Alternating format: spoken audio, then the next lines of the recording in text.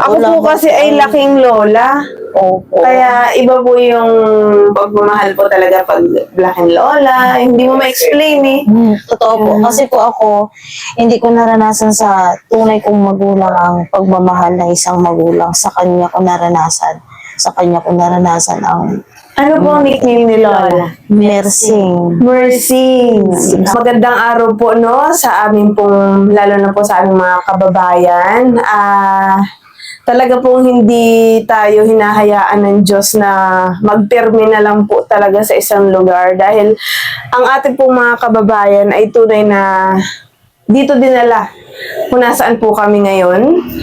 At ayan, kita nyo kasama ko si Shadow na matagal-tagal kami hindi nakakapagkita nito. Pero we are okay. So dumadaan lang din talaga kami siguro sa mga iba't ibang challenges. Pero hindi po yun ang rason para hindi po kami kumilos. No? So sila po ang ating mga kababayan mula po sa barangay ng Tangkalan, sa bayan po ng Mamburao, Occidental Mindoro. Ngayon medyo may pinagdadaanan rin po dahil ang kanila pong lola ay pumanaw na at ngayon po ay nasa pangwalong araw po Araw ba? na po. Yan. At kailangan po nila rin ng tulong pinansyal sapagkat ito po yung pinaka-main po na pagsubok nila ngayon. Meron po pala pa silang kailangang bayaran at yung death certificate po, meron pa pong kakulangan na signature po. Dapat po ngayong araw na ililibing. At yung impormasyon po na meron pa pala silang babayaran sa company po ng Sympathy, yan, ay nagkakahalaga po ng 31,600. Andito po sila dahil hindi po talaga nila kayang punan ang halagang iyon para mailibing po ang kanilang lola. Ano pong buong pangalan ng inyong lola? Mercedes de la Fuente Gonda po. Sa pamilya po ng De La Fuente at Gonda, sana po marinig niyo po ito. Dahil sila, paano po kayo naging apo? Yung nanay niyo po, anak? O Ang nanay- mag-asawa po ba kayo, magkapatid? Ang nanay ko po ay ampon lang ng aking lola ngayon na nawala. Ako po ay apo sa ampon. Okay. At siya po ang aking kinakasama. Ito po ang inyong Yes po, asawa opo. po. For almost 15 years na po kami. Na magkasama po. At ang lola ko po ay matagal na pong nasa amin. At ako kami na pong mag-asawa ang nag-alaga. Luis po. San Luis. San Luis. Ano na pag napawa sa GC, may mga pupunta po mamaya. Bibisita po kami mamaya. Ito po, busy po ako sa ano. Opo, yan. Gagawin po namin yung abot po ng aming makakaya. At nananawagan po ako sa inyo na kung maaari po, kung meron lamang po kahit magkano, para po mapunan po yung 31,600 na pambayad po dun sa kabaong. Dahil yun po ang kailangan rin pong magawa para po mailibing si Lola. Bukod pa po yung iba pong mga gastusin tulad po niya, nagbiyahe po sila dito, yung pagod. At yun nga po, katulad ni Sir, ilang buwan na po siyang hindi nakakapagtrabaho kasi inuuna niya po yung kalagayan po ni Lola. Tatanggapin na lang po namin talaga na ito po yung pinagdaanan ng buhay ni Lola. Kaya, yan, nandito po kami ni Shadow Rider.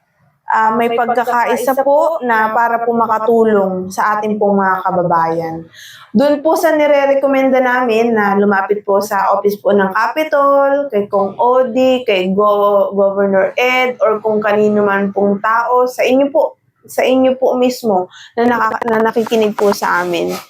Kung meron po kayong nais pong ibigay na itulong, pera, pagkain, kahit ano po, tatanggapin po namin yan, no? So, kung ano man po ang ibigay ninyo sa amin, kung sa amin nyo po ipapadaan kay Shadow Rider or sa akin, or pwede pong directly pupunta po kayo sa bahay nila, sa ligang po, na subdivision po yon. Ano po yung kilala pong pangalan dun sa inyo? para kung may pupunta po. Engineer, tapat po ng bahay ni Engineer. Yan. Sa tapat po ng bahay po ni Engineer Cusi sa subdivision po sa San Luis. Muli po mga kababayan, salamat po sa oras ninyo at sana po matulungan po natin ang ating pong lola at mailibing po siya ng maayos. Nga po, ang sabi nung kapitbahay po namin doon, dapat hindi ka naalis dyan, hindi mo iniiwanan. Ulo mo kayo. Katulad po nan, di ba? Sabi niyo yung anak niyo po ba nagbabantay doon? Hindi po, wala po kaming anak. Wala po kayo anak. Pero ilang taon po yung nagbabantay ngayon doon? Ay, Hindi natin yun. Tsaga po ng bata na yun, kahit gabi, hindi kami iniiwan nun. Talagang ano rin po siya, yung may malasakit rin po siya. Pati po yung nanay niya, Ganun din. hindi kita iwanan hanggang dulo.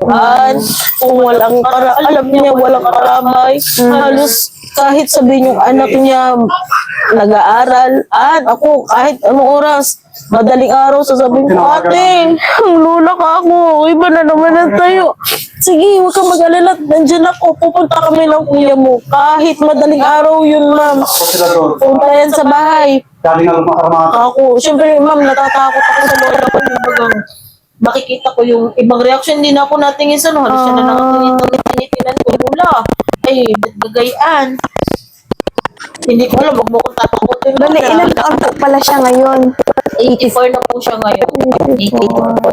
Yung muling araw ng Lula, July 10. July 10 po. muling araw ng Lula ay pinabili ako ng doktor na gamot sa labas kasi gawin ko na walang oras sa loob. Opo. Ay ang pira na kapit ko na namin yun lahat. Ngayon, tinatanong ako ng doktor kung kaya ang bili para naman sa pagkakas. Ang ginawa ko, pinili ko yung pagdating sa patika, 410 ang araw. Ay deliberation ka pa ng tira. Pagdating naman ng kinabit ng gamot, parang ilang oras na. Parang 2 oras na kinabit. Opo. Umuwi kami kung saglit sa anak, okay ng lula. Nagbihis kami mag-asawa. Kasi nga wala kami winay, dahil nangarap kami walang uwi. Opo. Yung kaibigan namin na Pigarmato, nagpunta doon, nagalingin ng saglit. So, nung pagdating namin sa bahay sa subdivision, nakabihis na siya, tumawag mo yung kaibigan namin. Ang lula daw kung iba na. Paspas kami, nakasuluman. Paspas, gayak na. Kasi yung iba na. Pagdating namin dyan, pagdating namin ng parang sabi nung dinanan ko namin alam kung gusto ko ang sabi. Mami, hindi naman namin apo nyo. Dahil na siya nagagala ng ginanon na sa aparat. Ginanon ng presidente dito. Kumbaga, inantay pa rin po kayo.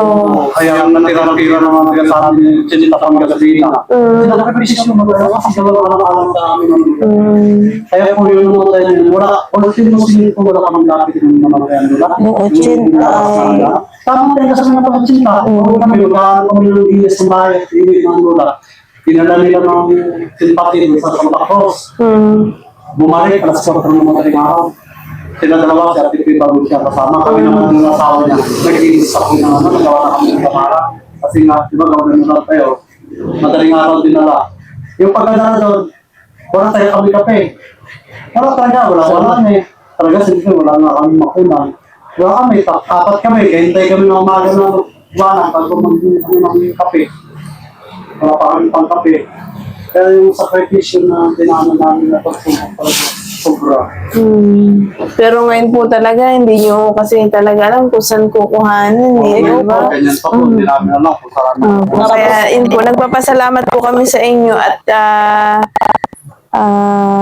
pinagkakatiwala niyo po sa amin ang inyo pong pagsubok at gagawin po namin yung best po namin para po talaga. Kasi ngayon po ay Friday. Kung kailangan pa po ng perma ng doktor sa Lunes, so parang 3 to 4 na araw pa po ang bilang. At yun ang mga dadagdagan pa 500 mamaya. 500 kada Kada araw. Ayun, katulad ko na may babayaran pa po. Opo.